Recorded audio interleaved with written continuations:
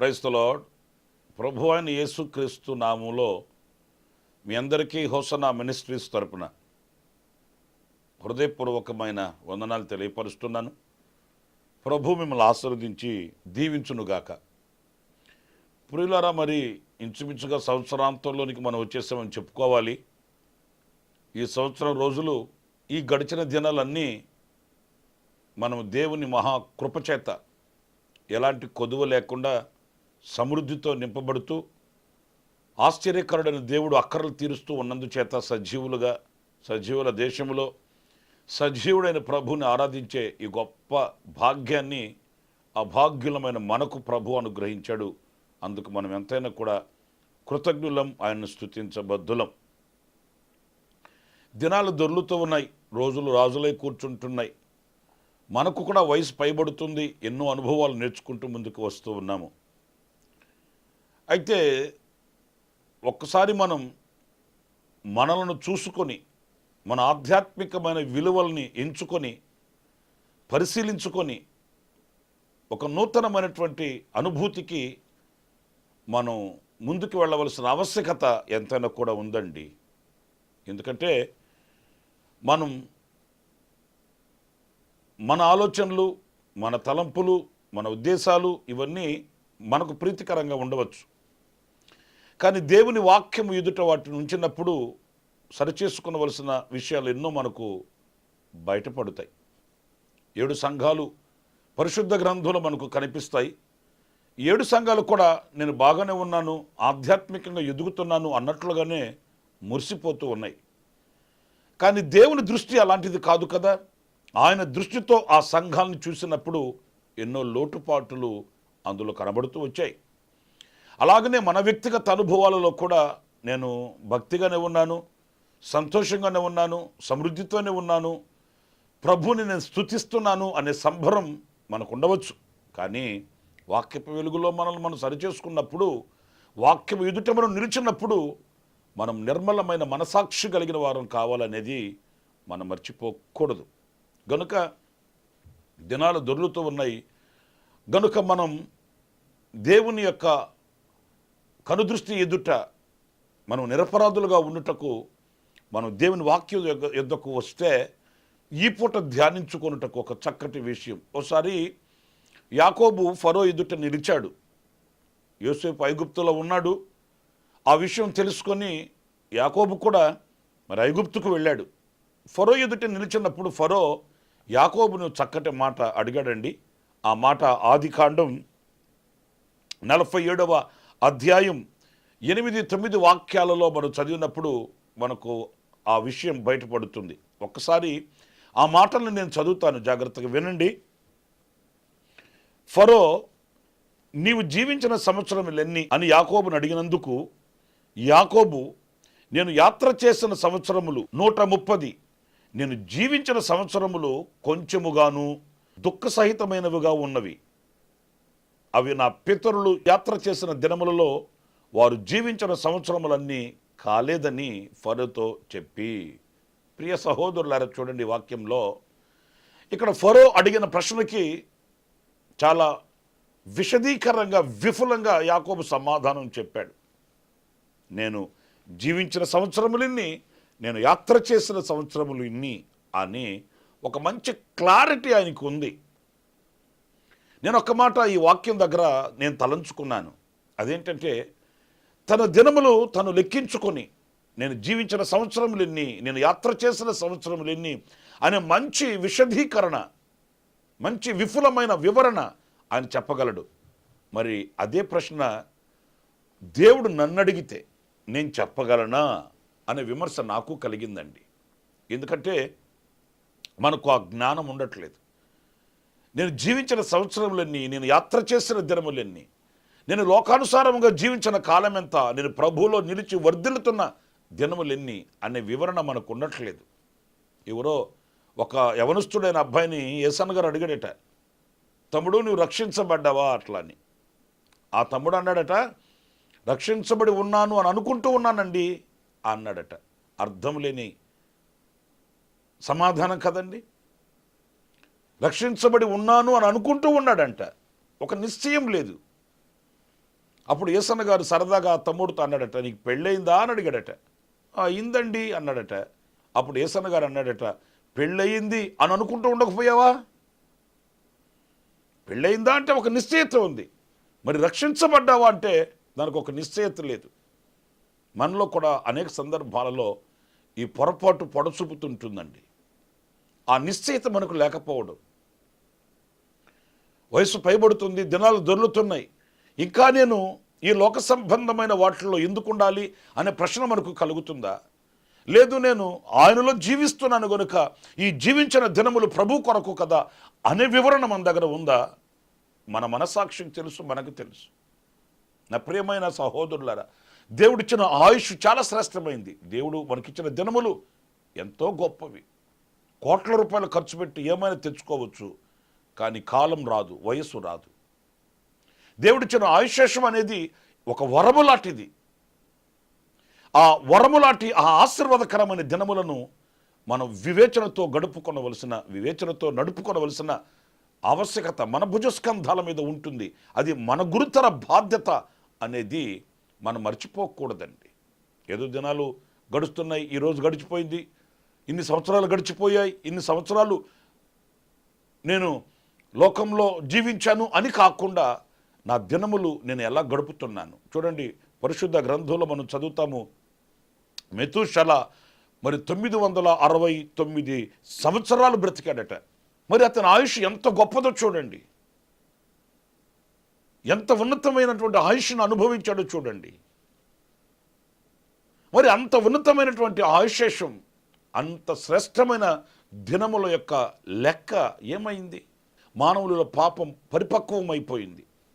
లోకంతో స్నేహించి పాపపు ఒడిలో నిద్రపోతూ దేవునికి దూరమై, దేవుని కనుదృష్టికి మరుగై, ఈ రోజున దేవుని కృపకు అపాత్రుడై, అభాగ్యుడై ఆ శ్రేష్టమైన ఈవుల్ని పోగొట్టుకున్నాడు. నేను ఒక చిన్న మాట మీతో చెప్తాను.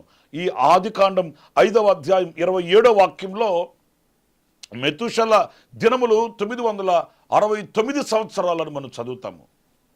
మరి అంతకాలం బ్రతికాడు. అదే ఆదికాండంలో 6వ అధ్యాయంలోనికి వస్తే ఒక ఆశ్చర్యమైన కార్యం మనం చూస్తామండి. చూడండి, ఆదికాండం 6వ అధ్యాయం 1వ వాక్యాన్ని నేను చదువుతున్నాను. నరులు భూమి మీద విస్తరింపనారంభించిన తర్వాత కుమార్తెలు వారికి పుట్టినప్పుడు దేవుని కుమారులు నరుల కుమార్తెలు చక్కని వారిని చూచి వారందరిలో తమకు మనసు వచ్చిన స్త్రీలను వివాహం చేసుకొనిరి. 3వ వాక్యం చదువుతున్నానండి. అప్పుడు యెహోవా, నా ఆత్మ నరులతో ఎల్లప్పుడూ వాదించదు, వారు తమ అక్రమ విషయములో నరమాతురులై ఉన్నారు, అయినను వారి దినములు 120 ఏండ్లగున నెన్ను. ప్రియ సహోదరులారా, చూడండి, ఇక్కడ 669 సంవత్సరాల యొక్క ఆయుషం ఏది? ఈ 5వ అధ్యాయము 6వ అధ్యాయము ఈ మధ్యలో జరిగిన సన్నివేశం అండి. ఇది ఎంతో వేల సంవత్సరాలు ఏమి కాదు. ఈ 5వ అధ్యాయానికి 6వ అధ్యాయానికి రాయబడిన మాటల్లో మనం గమనించినప్పుడు 969 సంవత్సరాల ఆయుషేషం ఈ 6వ అధ్యాయానికి వచ్చేసరికి 120 ఏండ్లాయను. ఎంత బాధాకరమైనటువంటి విషయమో మీరు చూడండి. ఈరోజు మానవుని హృదయం దేవునికి దూరమైంది. ఆ దేవునిలో నుంచి వచ్చే జీవం కరువైంది. మనం అనుకుంటాం మన బలము, మన శక్తి ఇవన్నీ కూడా మనం తీసుకునే ఆహారంలోనూ, మనం నివసించే ప్రాంతంలోనూ అని వేరే ఏదేదో తలంచుకుంటుంటాము. కానీ జీవాధిపతి అనే దేవునికి మనం దూరమైతే కలిగే ఆ క్షీణత ఎలా ఉంటుందో ఈ వాక్యాలు మనకు సుస్పష్టంగా తెలియపరుస్తున్నాయండి. జీవము కలిగిన దేవుని సన్నిధికి, దేవుని యొక్క కనుదృష్టికి, ఆయన కౌగిలికి మనం దూరమైతే మనం ఎంత జీవాన్ని పోగొట్టుకునే వారం అవుతున్నామనేది ఈ వాక్యంలో మనం గుర్తించవలసి వస్తుందండి. మీరు ఇంకా గనక ఈ 120 సంవత్సరాలు అని వ్రాయబడి ఉంది ఇక్కడ. ఎందుకు అనంటే వాళ్ళు దేవునికి దూరమై వాళ్ళ ఇష్టాన్ని నెరవేర్చుకుంటూ సాగారట. దేవుని దగ్గరకు వెళ్ళి దేవుని ఆలోచన తీసుకోవట్లేదు.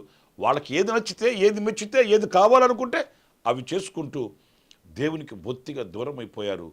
ఆయుషేషంలో కూడా వాళ్ళు తరిగిపోయారు.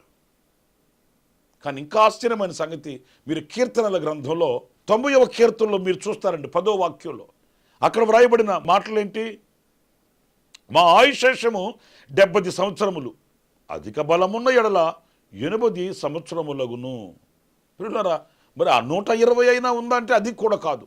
మోషే దినములలో మనం చదువుతాము, నరుని ఆయువు 70, అధికమైతే 80. ఇదిగో ఇవి జరుగుతున్న పరిస్థితులు. మరి మనకున్న ఈ ఆయుష్యంలో, మనకున్న ఈ కొద్ది దినములలో, మరి మోషే అన్న 70, 80 అన్నాడు. మరి ఈ దినానికి నా మట్టుకు నేను చెప్పాలంటే ఏ క్షణం ఎవరిది కాదు. ఈ క్షణం బ్రతుకున్నాము, బట్టగట్టాము, బైబిల్ పట్టాము అంటే దేవుని కృప. మరో క్షణం ఏం జరుగుతుందో మనకు తెలియదు. మోషే కాలంకి 70 అన్నాడు, మరి ఈ కాలానికి 70 అనుకుని మురిసిపోతే కాదు. ఏ క్షణం ఏమి మన మీద విరుచుకుపడుతున్నాయో, ఎలాంటి కలవరాలు మనల్ని వేధిస్తున్నాయో, ఎలా మనిషి ఈ లోకాన్ని విడవవలసి వస్తుందో ఎవరికి తెలియదు, ఎవరికి తెలియదు. అందుకే మోషే వ్రాశాడు, మా దినములను లెక్కించుకున్నటకు మాకు నేర్పము అని. మాకు జ్ఞాన హృదయం కావాలయ్యా. లోక జ్ఞానం ఉంటుంది, శాస్త్ర జ్ఞానం ఉంటుంది, ఇంకా మనకు ఈ లోకంలో ఏమి కావాలనో వాటన్నిటి మీద మనకు జ్ఞానం ఉంటుంది. కానీ ఏ వ్యక్తి కూడా తన దినములను లెక్కించుకునే జ్ఞానం కలిగిన వ్యక్తిగా ఉండట్లేదు. నాకేమి అనుకుంటున్నాడు, అంతలోనే అపాయం వచ్చి విరుచుకుపడుతుంది.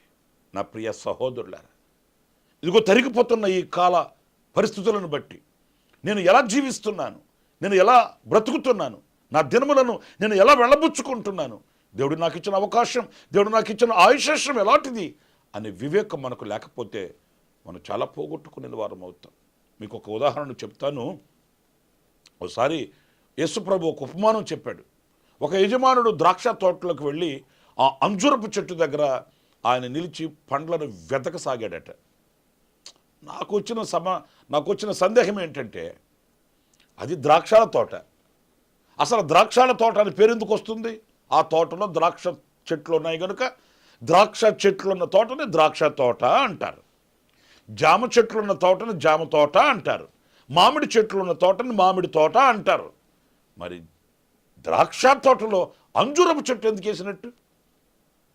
అది ద్రాక్షాల తోట కదా, దాంట్లో మళ్ళీ అంజూరపు చెట్టు వేయడం ఎందుకు? ఆ అంజూరపు చెట్టు దగ్గరికి వెళ్ళి ఆయన ఫలములను వెతకడం ఏంటి? అంటే ఇక్కడ దేవుని యొక్క ఉన్నతమైన ఉద్దేశం ఏంటి?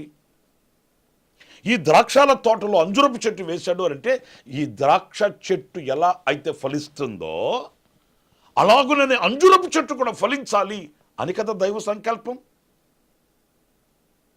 ఒక మంచివానితో ఒక అతనిని జత చేశారంటే అర్థం ఏంటి? ఈ మంచివానిలా అతను కూడా మారాలనే కదా. ఒక సద్భక్తి కలిగిన వ్యక్తితో మరొకరిని జత చేస్తే అర్థం ఏంటి? ఇతను కూడా అతనిలాగా మార్పు చెందాలనే కదా. మరి ద్రాక్షాల తోటలో అంజూరపు చెట్టును వేసినప్పుడు ఈ అంజూరపు చెట్టుకి ఆ అవగాహన ఉండాలి కదా. ఈ సహవాసం ఎందుకు ఇచ్చాడు, ఈ స్థలంలో నన్ను ఎందుకు నాటాడు, ఇక్కడ నన్ను ఎందుకు ఉంచాడు, నా దేవుడు ఈ కృప నాకు ఎందుకు ఇచ్చాడు, నా దేవునికి నా ఎడలో ఉన్న ఉద్దేశం ఏంటి, ఇవన్నీ ఆలోచించవలసిన అనుభవాలండి. ఆయన ఫలములను వెతక వచ్చినప్పుడు ద్రాక్షాల తోటలోనే ఉంది. మన పరిభాషలో మాట్లాడుకోవాలంటే మంచి సంఘములోనే ఉంది, ఫలించే స్థలమే, ఫలించడి వ్యక్తులున్న సహవాసమే. కానీ ఈ అంజూరపు చెట్టుకి ఫలములు లేవు. ఆశ్చర్యం కలుగుతుందండి. ఫలించే ప్రజల మధ్యలో ఫలించకపోవడం, సారవంతమైన నేలలో ఉండి దీవించబడకపోవడం, ఉన్నతమైన ఉపదేశాన్ని వింటూ ఆచరించి అనుసరించి ఆశీర్వదించబడలేకపోవడం, ఇవన్నీ ఆలోచించవలసిన విషయాలండి. కొందరు గొప్పగా చెప్పుకుంటుంటారు, ఘనంగా చెప్తుంటారు, మేము ఫలానా సంఘానికి చెందిన వాళ్ళమండి, మేము ఫలానా సంఘానికి చెందిన వాళ్ళమండి, మేము హోసన్నాకి చెందిన వాళ్ళమండి అని చెప్పుకుంటుంటారు. మంచిది. కానీ ఆ స్థలమందు నువ్వు ఎలా ఉన్నావు? ఆ స్థలమందు మనం ఎలా ఉన్నాము? సారవంతమైన నేలలో ఉన్నాము కాదనట్లేదు, ఉన్నతమైన సహవాసంలో మనం ఉన్నాము కాదనట్లేదు, ఎన్నో కృపలు, వరములు, ఫలములు కలిగిన ఆ స్థలమందు మనం నాటబడ్డాము కాదనట్లేదు. అయితే వ్యక్తిగతంగా మనం ఎలా ఉన్నాము? ఉన్నతమైన సహవాసంలో ఫలించడు వారిలా మనం ఫలిస్తున్నామా? సుగుణములు కలిగిన ప్రజల మధ్యలో సుగుణములను అలవర్చుకుంటున్నామా?